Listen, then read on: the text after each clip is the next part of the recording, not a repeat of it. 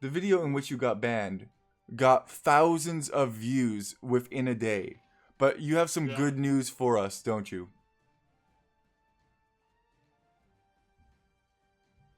You mean that my ban got lifted? I mean, I would say that that is pretty good news. How do you feel about that? Am I being recorded right now? Yes, Stop eating my food. you are being recorded. This is your response to being unbanned. All the haters. All the haters. All the discriminators, all the haters, all the master. Everyone hating, we just call them fans, though. That's the lyric, isn't it? But you know who isn't a hater? Aaron from the dev team. Aaron, you're my hero. Aaron is on Team Nom. Aaron plays the nom with you every once in a while. So let me just get this straight. She lifted the perma ban. Aaron personally lifted the permaban and gave you his house keys, allowed you full access to do whatever you want. Yep. Perfect. I do. All the people in the community who said it's griefing, take it up with the developers. No, actually, I think it's really cool that the developers have gone and unbanned you, because I it kind of adds a human element to it. Because before we were saying that it's all automated, or at least suspected that it's all animated, but maybe, just maybe, when a permaban occurs, they do look into that seriously. So that's really nice to know. Yeah, I was very happy when the ban was lifted. Obviously, when the ban came down after I explained the strat, it kind of felt like even the devs don't understand what's going on. But I think the permaban was automated. I don't think they intended for that to happen. Yeah, and then they basically reversed it once they actually reviewed it. At least that is the speculation as of now. And obviously, Microsoft, if we are wrong on any of this, please give us the correct information on how you process and handle these kind of reports as well as bans, and I'll be happy to re-inform the Poop Nation community on this. Now, we had a very interesting game, General Apathy and I, earlier today on Highlands, in which we execute the strat where he was actually Persians. He TC drops both of them, eventually gets into the elephants, yada yada yada. I'm just controlling the center. They shout at me. They're like, "You freaking bleep bleep bleep bleep bleep," and then they realize, oh wait, that's Poop Lord. He laughs. He then resigns. His ally keeps playing, builds barracks all over the map, and then continues to play on. Would that be considered griefing? There's so many questions, I think, and personally, I don't really care because I just have fun with it anyway. We constructed some wonders, we did some silly things with onagers, Apathy made a giant poop out of war elephants, I converted some elephant archers, so I made those the eyes. It was fun, it was a good time overall, but it's very interesting to me what we consider griefing. And now, am I going to report that guy who built those barracks? No, I don't care enough. And I also find that this often occurs when somebody's AFK, that they say, oh, everybody just dogpile on that dude and report him for being AFK. It is not 100% unreasonable that you start up a queue and then something serious or relatively serious happens in your life. I'm not saying that you should do this every single time you queue up, but give some people the benefit of the doubt every once in a while, I think, is nice. Yeah, the world seems way too report happy. Like, I get, your ally is AFK when the game started, and that sucks for you. But yeah, because now you have to re-queue for 5 minutes and whatnot. But give somebody a pass every once in a while. Sorry, I kind of got sidetracked because of the reporting, but this kind of ties into why the ban originally occurred. Do you think it's Aaron on the dev team, by the way, who keeps boosting the cannon galleons? Is he just a fan? Maybe there's somebody on the dev team. Maybe it's Aaron. I don't know. Maybe they know Poop Lord stuff. Because they're like, man, the nom gets destroyed by like all-in monks. Why don't we just like give them splash damage? That way it kills all the monks, all at once. Then they don't have to worry about it. And they're like, wow, these cannon galleons like fire really fast with the splash damage. But you know what would be great? If they fire just a little bit faster. And a little Yay! bit Oh, further. why don't we allow siege engineers to also affect cannon galleon? Yeah. That sounds Let's also great, give it Aaron. attack ground. Let's give it attack ground. So then they can non-Spanish civs can pop bombard cannons and moving units. Oh yeah, I forgot about that. They gave it attack ground as well. I know I'm kind of teasing, but I think Aaron is an absolute Chad. If you're listening to this, Aaron, thank you so much for considering it a legitimate strategy. And I think it is a legitimate strategy. I think as long as people are operating within the confines of the game. Now, I know that some people really hate long drawn out strategies, but they're legitimate strategies nonetheless. A land wall with Vittorias behind, or a 1v1 fortress with Vittorias behind, is no more or less valid than putting tons of military into a pond to then eventually submerge once the market prices have gone through the roof. I was hoping it's really it's an RTS game. Like obviously a nom wouldn't work in a map like Arabia. Like if there was, center water in Arabia, it's not going to work because you can't manipulate the map to be able to get cannon galleons out in a way that you need to. So it's a RTS game where we're taking the resources on the map, just like our enemies have the opportunity to do so, and we're creating a strategy with the resources that exist. Yeah, but I think So people don't understand because they don't see all the resources for what they are. Yes, you have wood. Yes, you have gold. Yes, you have food. Yes, you have stone. But there's more than just the four resources. There is time as a resource. There is the market prices at the resource. There is walking time for units as a resource. There are military, which is resource potential denying opportunity. There's so many more. There's mind resources as well. For example, if you come in with APOP scouts, you're not going to win APOP scouts if you play regularly, but you take advantage of their mental state and use that to your advantage. Yep. Where they just want to flip the table. And I know some of these concepts sounds very abstract, but that's exactly what this channel is about, is taking those abstractions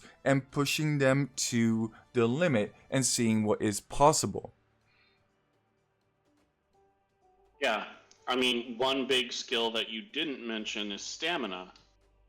Yeah, your endurance. Yeah, I mean, noms are brutally draining. I don't think people understand that for the people who are in the pond as well, because you are in the pond for potentially 7 to 8 hours. They're as much locked in there with you as you are locked in there with them. So you also have to have stamina and endurance and sound mental mind in order to keep going. That's why I think teams that are consistent out of randos have a much harder time on a nom than an organized team that can talk to each other, that can keep each other entertained and camaraderie, and it really pushes a team to its limits. And sometimes it gets frustrated. I know a couple of games where Matthew was shooting cannonballs at me, friendly firing, because we'd already won, and I got so annoyed with him. I'm like, dude, what are you doing? I actually then started firing cannonballs on him, and he's like, no, we should stop. And there was like one unit left on the game, and I'm like, no, Matthew, I know exactly where this unit is, and I'm not going to tell you, and I'm going to wipe you out because you started this, and now I'm going to finish this. Meanwhile, Seamoss and I are just innocent bystanders. Yeah. I mean, I also didn't target you. I was like, Matthew, you targeted me. You friendly fired me. Now I'm going to friendly fire you. And after that, we came back and we played some more games. But it was a absolutely grueling nom. I think it was like a 10-hour nom or something in that nature, right? Yeah. It might have been 4 lakes. It was a 4 lakes nom. Yeah. So there's multiple. Yeah. Noms that you can do. It was 4 lakes. I know for a fact it was because it was very hard to break out. 4 lakes and Oasis have different benefits and hindrances. You can very easily wall a quarter circle, but it's significantly harder to wall a oasis, which is a full circle, 360 degrees with towers and walls and all that stuff. Mm-hmm. I think we're going on and But on a little bit, but what yeah, really draws me to a nom, which I think people miss, is just how unique every single nom is. One of my favorite noms of all time is where we allied one of the opponents. We invited him to the Discord. He sang the song to his wife's wedding, and we were like, "Look, you're on our squad now. We will. Hey, come here, little man. You are on our team. Do you accept?" And he's like, "Yeah." And then he started attacking his own ally, and we said, "Look, you get the W for your team. We will resign. It's all good." And then we all resigned, but Unimpressed stayed. And then he got himself in a predicament where he didn't have a bombard cannon, and if he could only break out, he could win the game. But then he couldn't, and then we were making the scenario, we were theory crafting. There were just so many levels to the onion. And then eventually, yeah. Unimpressed got defeated because the Australian musician came back, and it was poetic justice. Our team lost, but it didn't feel like a loss at all. It felt like an epic movie. You want to add anything Mm-hmm. about the epicness of a nom and what people don't understand? Yeah, adding more color to that situation, Unimpressed deleted all of his ships because he didn't have the wood to unpop himself, and all he could build was like 9 or 10 missionaries. Oh And yeah. we were surrounded by Georgian spawn towers. So the community as a whole united together as we were watching his failed attempts to break out with a missionary. We were recreating the scenario in the scenario editor and coming up with different ways that you could debate the tower fire with different missionaries and run somebody through. So it's like this, a nom in and of itself was an epic event, but breaking Unimpressed out turned out to be this community event. And the end result was Josephine Explosifine came back and easily killed him The Aussie with musician. the Aussie musician. And but it was, I don't know, it was just an epic memory that um, It was his birthday as people. well. I forgot to mention that. It was also his That's right. birthday. It was fun because like when the nom ended, like the stream ended, and then we all went our separate ways. And then like an hour later, rumblings started to happen on the Discord server, and they're like, "Wait, what's going on?" Unimpressed is trying to break out. The Poop Lord stream came back online, trying to document everything. It was a pretty cool day, and none of that would have existed if there wasn't the nom. So, none of that excitement would have happened if all we did was Blanco's Archers Pocket Ghost Scouts. So, And I think a lot of people say it's suboptimal. And you know what? I agree. It maybe is suboptimal, but just because the strategy is suboptimal doesn't mean it doesn't have epic value. I think noms are a true epic, like a movie playing out. It might not be optimal to watch all of Lord of the Rings in one sitting, but when you watch Lord of the Rings in one sitting, it is an epic tale. Or you read all of the books, or whatever novel or movie you really enjoy, part of a series. It's an epic world, and I wish I could describe it better, but we're not here. I think the misconception is that we're here to ruin people's days. That is not at all the intention. You are able to resign at any point if you're not having fun. It's a video game. Have fun. Resign if you want to resign. Play on if you want to play on. And for a lot of our opponents, I think the memory, be it good or bad, lives on. I mean, Reddit blows up with this exact topic quite frequently. Thank you, Bingy Bong. I swear, a god, you are not going to compare Oasis to bleep, frickin' Lord of the Rings. I just did. Some people hate Lord of the Rings, man. Some people hate The best part of the Lord of the Rings is the part where Frodo gave up because he had to go to sleep. because of all the catty galleons. There you go. We'll leave it on that joke for you guys. Have a great day, and thank you so much for the gifted sub, Bingy Bong Baron. That will forever be a part of this recording.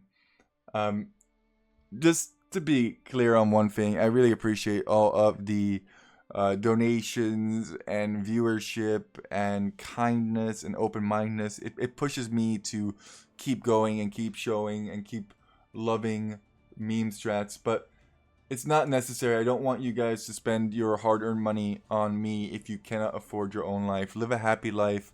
Live a memeing life. Keep walking no matter what, and just keep doing your best. Much love, and Poop Lord out. Beeves, any closing thoughts? None. Free to Beeves! He's free!